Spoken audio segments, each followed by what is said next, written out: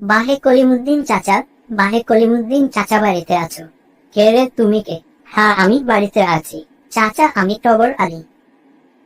এত সকালে তোমার আসার কারণ কি? চাচা, আমি আসলাম, সামনে কুরবানি আসতেছে, তো কুরবানির গরু কিনতে হবে তো। এই টগর, আমি এবার ভাগে কুরবানি দিব না, একাই কুরবানি করব, বুঝলি তো? হো চাচা, বুঝছি, তোমার টাকার গরম বেশি, সুদের টাকা তো সারা বছরে দেখলাম ভাগে কুরবানি দিতে, এখন টাকার গরমে একাই কুরবানি করবেন। ঠিক আছে, আমি দিলাম। আসসালামু আলাইকুম চাচা। চাচা, আমরা তো গরিব মানুষ। আমি কলিমুদ্দিন চাচার কাছে গেছিলাম কুরবানির ব্যাপারে।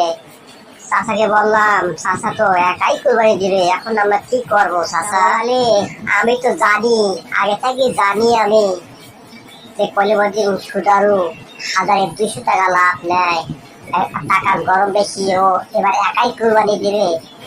পুলিশ সাহেবের কাছ থেকে শুনছি। হ্যাঁ চাচা, আমি তো বুঝতাম না যে সুদারু, সে মাথার বড় টুপি, এগুলো লম্বা লম্বা দাড়ি, তলে তলে যে এত সুদ খায়, তাও তো আমি জানি না।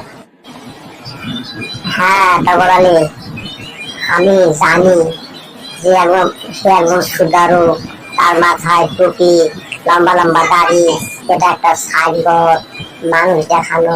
মানুষ মনে করে সে একজন আল্লাহওয়ালা, কিন্তু না, সে একজন পাপিষ্ট সুদারু।